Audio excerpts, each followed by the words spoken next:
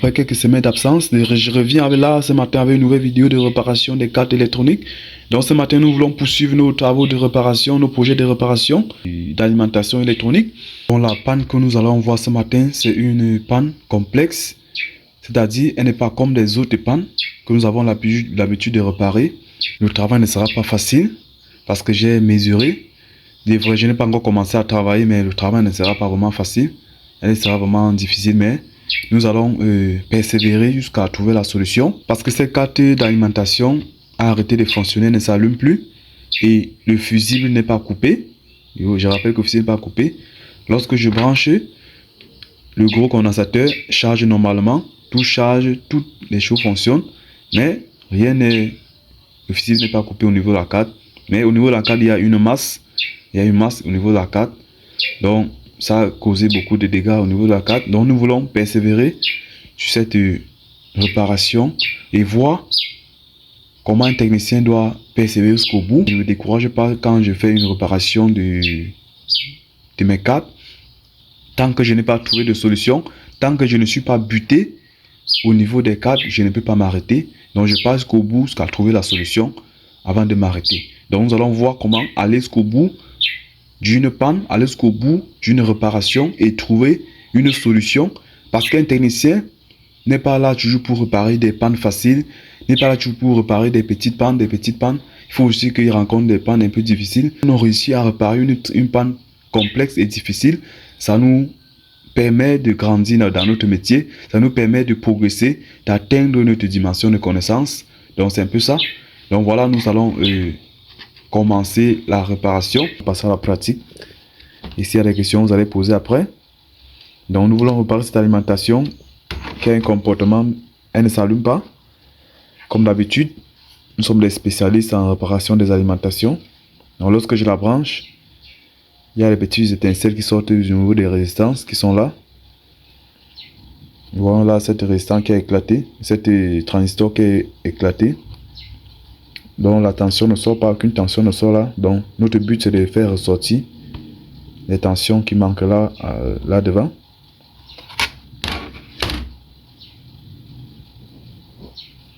Nous allons commencer par brancher notre alimentation.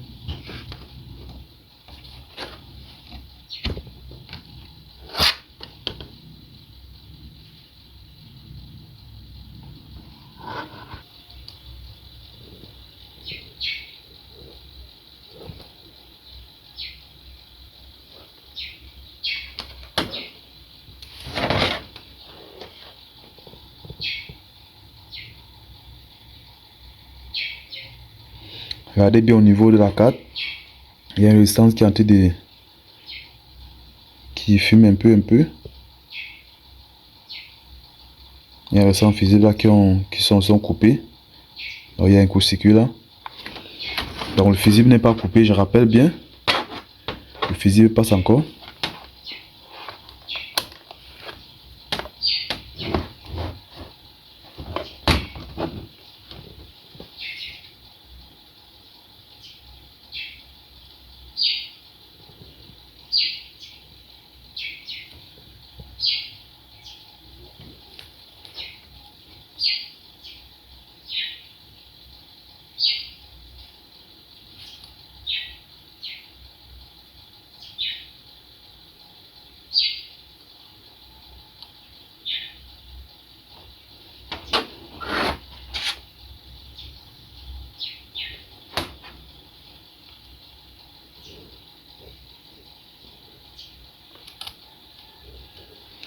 Une tension ne sort.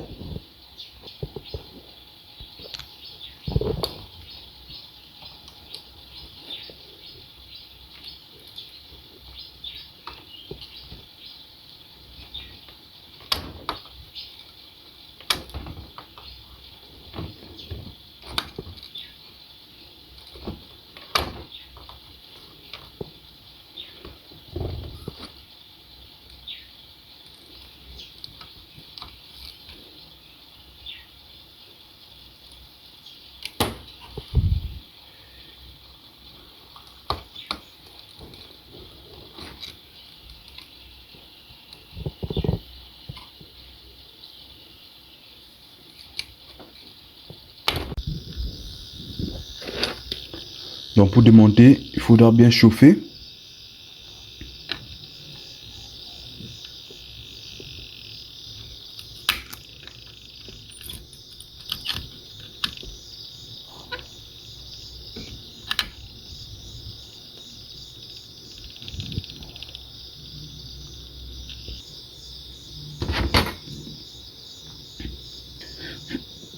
On va oublier d'enlever avec la pince.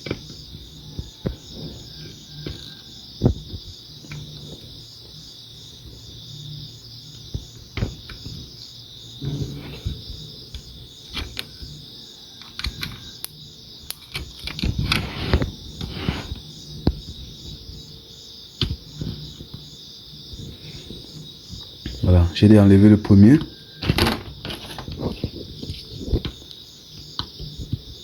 Pour enlever un transistor, il faudra mettre un peu de teint là pour fondre.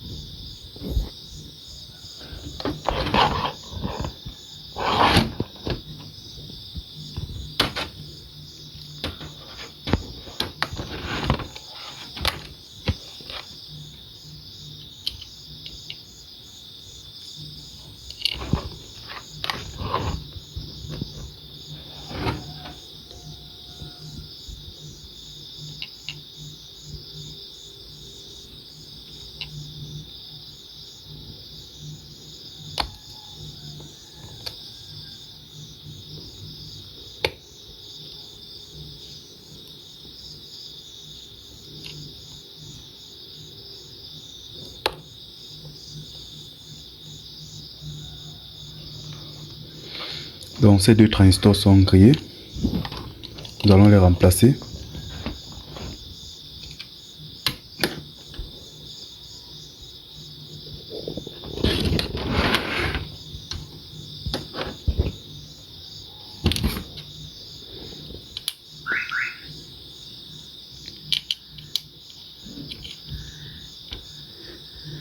Nous allons remplacer par ces deux transistors. Vous savez qu'il y a deux qualités de MOSFET. Les deux, ce sont les mêmes numéros. Voici ceux qui sont sortis là.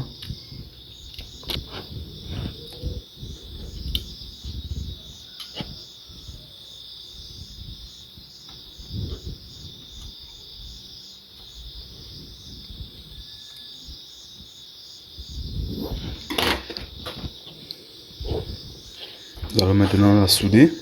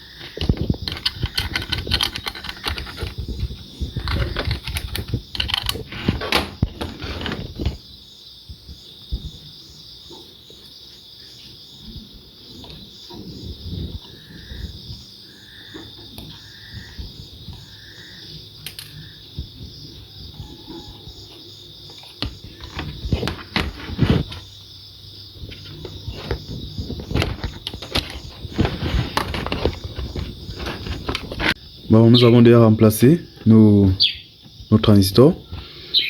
Mais il nous reste quelques résistances à remplacer. La résistance MR814 et MR813.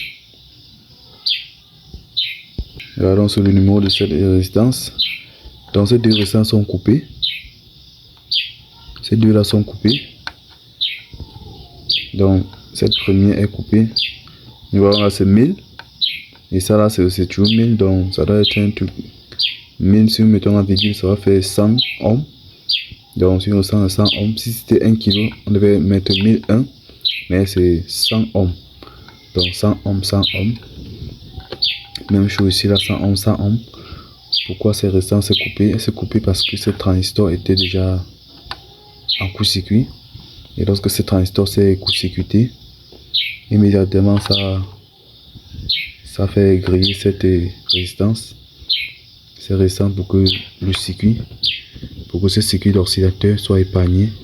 Bon, nous espérons qu'elle n'est pas aussi grillée.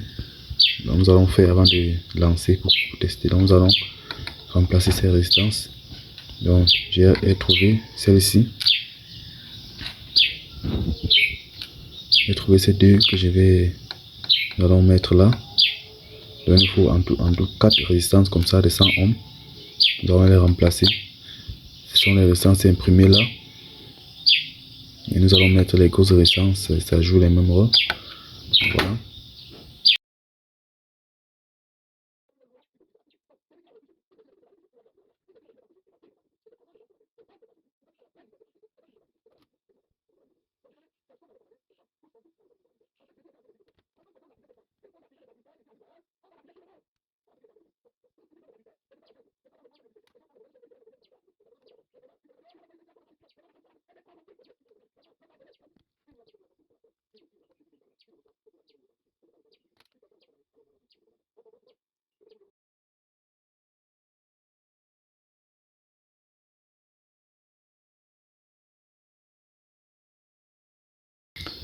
Donc voilà, j'ai déjà remplacé ces résistances.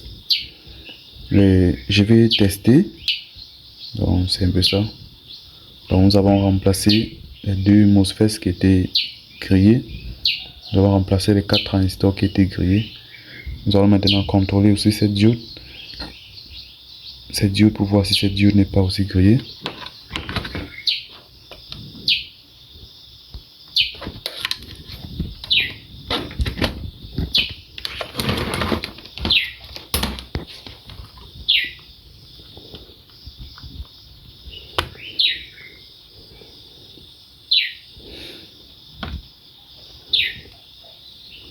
Je constate que la diode n'est pas grillée.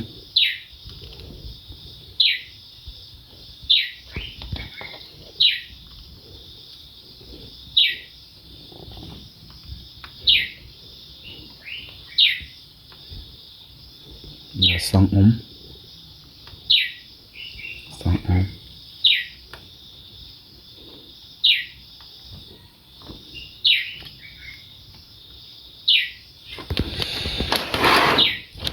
Nous allons maintenant brancher. Si notre alimentation fonctionne, elle va fonctionner. Donc je rappelle que le fusible n'est pas coupé. Donc sur une panne un peu complexe, le fusible est resté intact. Rien n'est coupé. Mais tout était encore là. C'est juste ce MOSFET qui a grillé. Bon, cet autre transistor fonctionne encore bien. Cet autre MOSFET fonctionne encore bien. Ce n'est que ces deux MOSFET qui étaient grillés. Ces deux-ci qui étaient grillés. Donc nous allons maintenant brancher pour tester. Pour voir si nous avons réussi. Si nous avons réussi notre travail. Donc c'est l'heure de vérité. C'est l'heure de vérité. Ça va nous y cacher si on a réussi ou pas. Si on n'a pas réussi, on va continuer tout simplement à chercher d'autres solutions.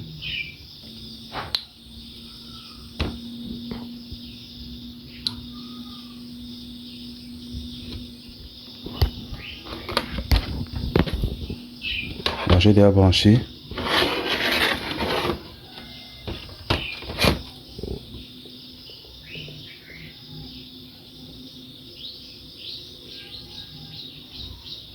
Là, je vérifie s'il y a un chauffage. Je constate qu'il n'y a pas que ça ne chauffe pas. Il n'y a pas de chauffage là. Alors, je vais prélever les différentes tensions là.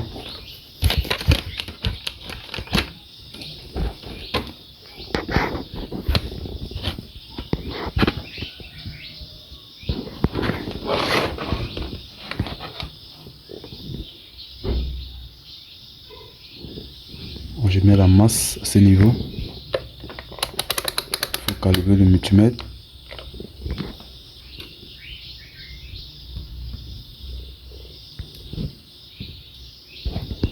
Constatons qu'il n'y a pas de tension de sortie.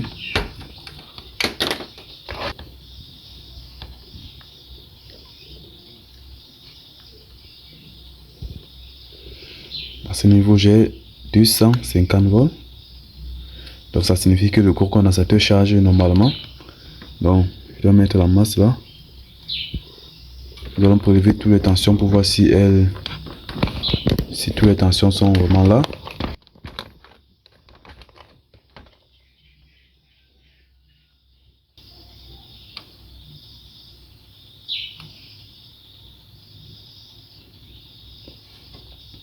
Le MOSFET s'est alimenté. Nous allons voir si le nouveau transistor que nous avons changé est vraiment alimenté. Et elle est alimentée normalement.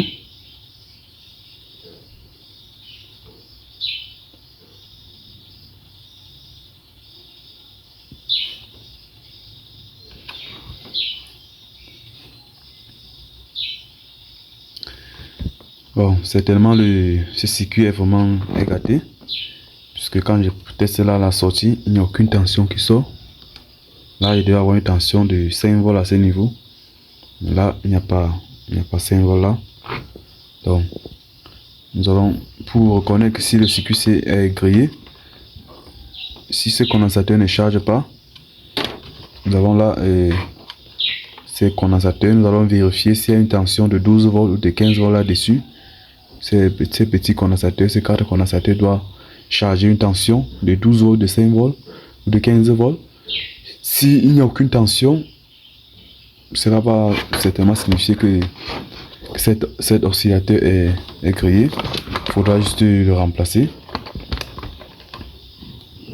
Donc je mets.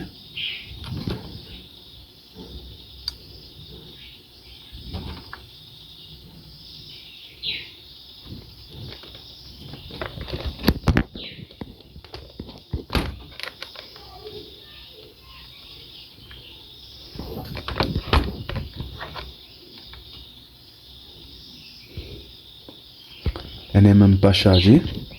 Il n'y a aucune tension qui sort là. Vous voyez, elle n'est pas chargée. Je vais tester le deuxième qui est là. Il n'est pas chargé non plus. Troisième. Donc je constate que ces petits condensateurs ne chargent aucune tension. Nous allons voir si le circuit lui-même est alimenté. Le circuit doit être alimenté par cette borne. Vous voyez là. Et ces résistances réduisent sa tension à une tension de 150 volts ou de 200 volts pour envoyer dans le circuit. Donc nous allons tester, prélever à ce niveau pour voir. Mettons la masse.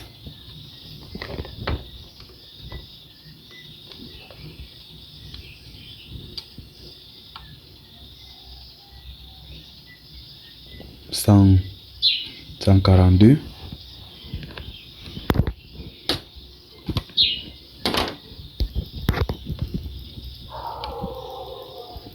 Là j'ai 141 volts qui doit traverser là. Vous voyez, elle doit traverser à ce niveau, monter là à ce niveau et entrer là. Il faudra suivre la piste. Elle doit venir entrer dans le circuit. Vous voyez comment le circuit est vraiment alimenté d'une tension de 142 volts, 140 volts, mais elle ne fournit aucune tension. Elle devait recevoir le 142 volts, elle doit sortir une tension et de 12 volts pour alimenter cet condensateur. Et c'est ces 12 volts qui doit entrer, déclencher ce deuxième oscillateur qui doit compenser l'alimentation pour sortir une puissance. Et une autre 12 volts devait sortir au niveau de cette patte. Une autre 12 volts devait sortir au niveau de ce... Je vais baisser la caméra. Un autre 12 volts devait sortir à ce niveau. Mais là, il n'y a aucune 12 volts. Voici aussi une autre... Une tension qui devait sortir à ce niveau. Mais là, il n'y a aucune tension. Celle-ci aussi. Donc, elle contrôle tous les 4 petits condensateurs. Aucune tension ne sort. Aucune tension ne sort. Et quand je touche le circuit elle n'est pas chaud. Donc, elle est affectée. Donc, nous constatons que certainement ces transistors, en se grillant, débranche d'abord. Donc, ces transistors, en se grillant, elle a coupé les résistances physiques qui étaient là, de 100 ohms. Et elle a fait un retour. Puisque si nous suivons les pistes là,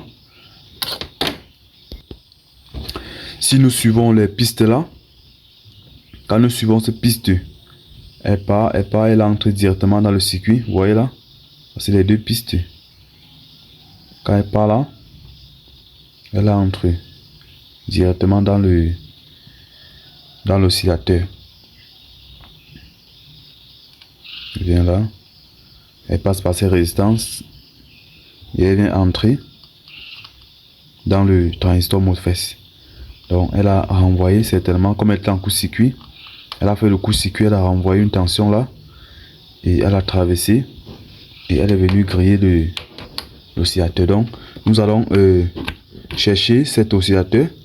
Nous allons chercher cet oscillateur pour chercher à la remplacer.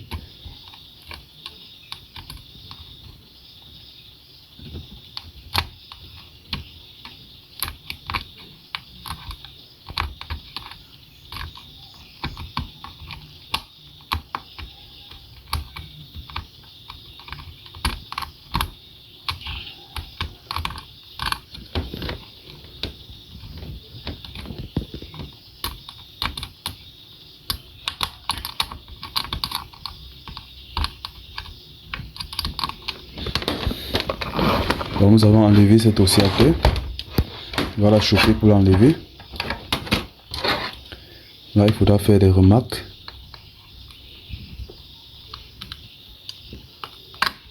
Voilà.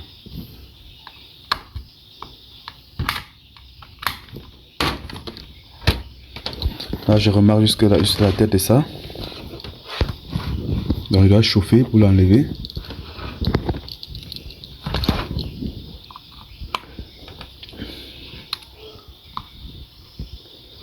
Voici comment on peut enlever un circuit oscillateur avec le fer à souder.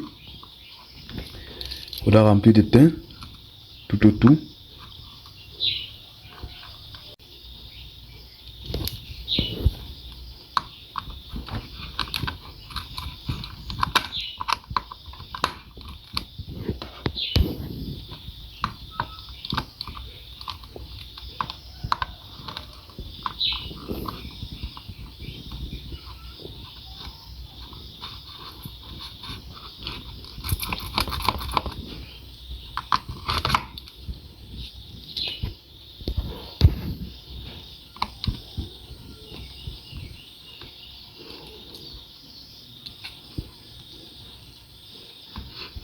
Donc j'ai à soulever un côté.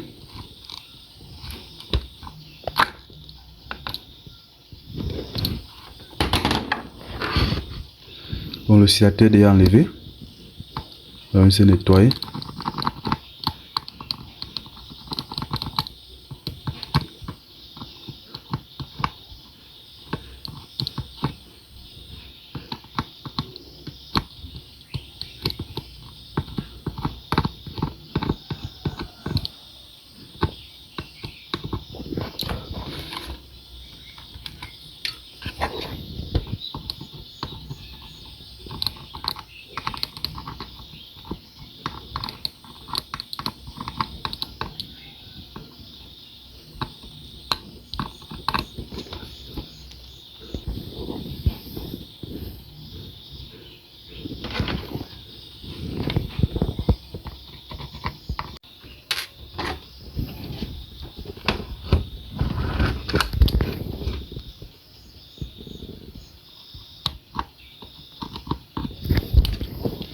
Là, il faut bien nettoyer là. Bon, moi, je n'ai pas beaucoup de matériel. C'est pour cette raison que j'enlève tous mes circuits avec le fer dessouder. Donc, voici notre circuit que nous avons enlevé. Ce circuit, elle est gâtée. Cet oscillateur, elle est grillée. Donc, je vais remplacer. Voici un autre que j'ai trouvé. Là, il faudra voir le sens. Le sens n'était pas comme ça.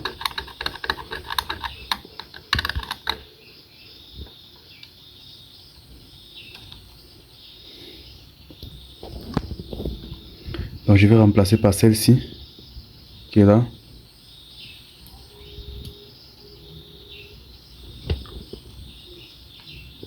Donc on l'a placé là.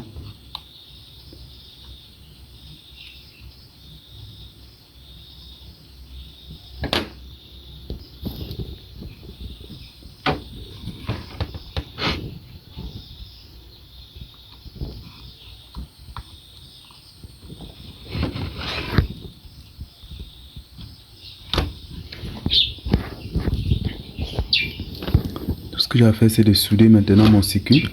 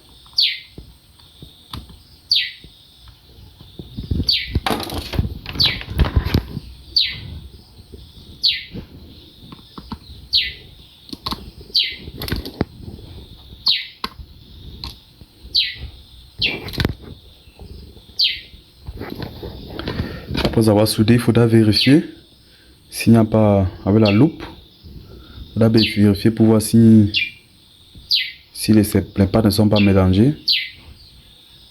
Ouais, les pattes sont bien placées. Parce que si ces pattes sont mélangées, ça va causer un problème. Donc voilà, nous avons bien soudé notre circuit. Ces pattes sont les pattes NC. C'est-à-dire elles ne servent pas. Cette patte-ci, c'est la patte NC, donc elle est isolée, elle ne servent pas. Donc il n'y a pas de pastille sur la carte. Donc ces deux pattes qui est là. Donc nous constatons que notre circuit est bien. Avec la loupe, lorsque nous regardons avec la loupe, constatons qu'elle est bien soudée. Donc généralement les gens seront les circuits qu'avec le fer à souder. Constatons qu'elle est bien soudée. Nous allons maintenant brancher encore pour tester, pour voir si notre circuit a pris, si notre circuit fonctionne. J'ai mis le même numéro qui était là. Le même circuit, le même numéro. Donc je rappelle que voici l'autre circuit qui était grillé. Et j'ai mis le même numéro. Donc c'est la même chose. Ça qui était là, j'ai mis la même chose. Donc, je pense que c'est ça qui causait le problème et nous allons tester pour voir si ça sort la tension.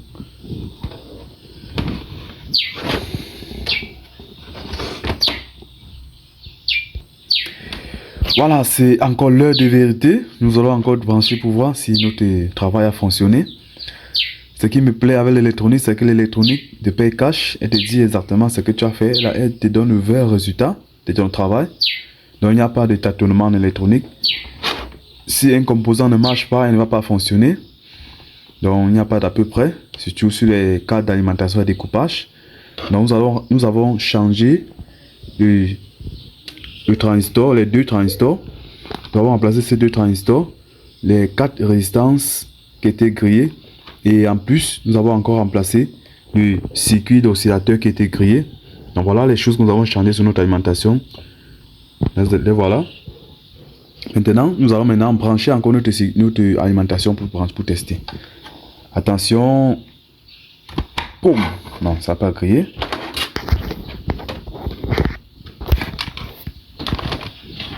Bon, j'ai déjà branché. Je vais prélever les tensions.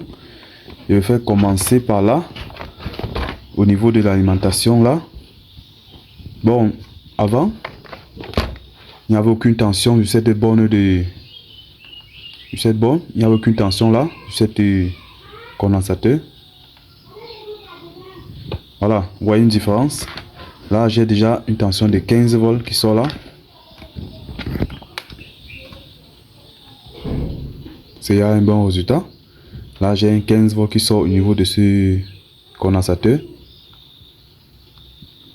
12 volts, 15 volts.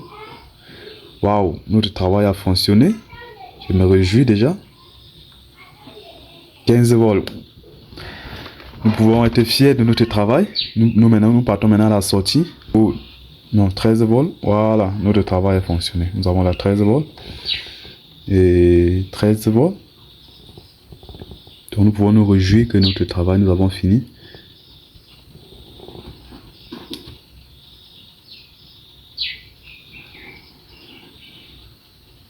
« 125 volts, 136 volts. »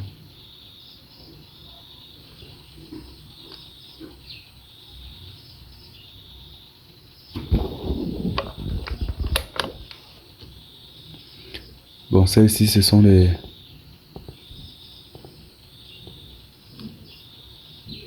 c'est pour alimenter les LED. C'était pour alimenter les LED qui sont là. Donc les tensions des LED sortent. Nous avons la 256 volts. 256 volts.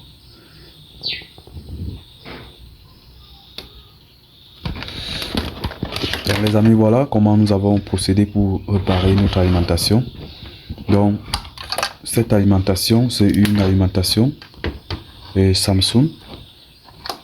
Elle a son alimentation LED incorporée. Ce travail n'était pas vraiment du tout facile. Il a fallu beaucoup de persévérance pour arriver à résoudre ce problème de cartes. Il y avait plusieurs composants. Si je m'étais découragé, j'aurais dû laisser. Ouais, mais je ne me suis pas découragé. Donc un technicien ne doit pas se décourager lorsqu'il rencontre des difficultés pour la réparation. Il doit aller jusqu'au bout. Lorsque moi je commence à faire un travail de réparation, tant que je n'ai pas trouvé une solution, tant que je ne suis pas totalement buté, je ne peux pas m'arrêter. Mais tant qu'il y a des possibilités d'aller jusqu'au bout, je vais aller jusqu'au bout jusqu'à trouver la solution. Voir comment nous avons persévéré en changeant tous ces composants. Lorsque nous maîtrisons le fonctionnement d'une alimentation, on va réparer nos cas d'alimentation parfois sans tâtonner. Oui, c'est lorsqu'on ne connaît pas le fonctionnement d'une alimentation, le fonctionnement des composants, c'est là où on va passer le temps à beaucoup tâtonner.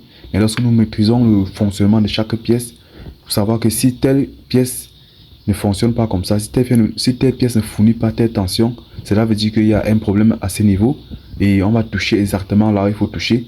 Nous pouvons nous réjouir que nous avons fini notre alimentation. Je vais juste aller monter dans la coupe et le téléviseur sera prêt.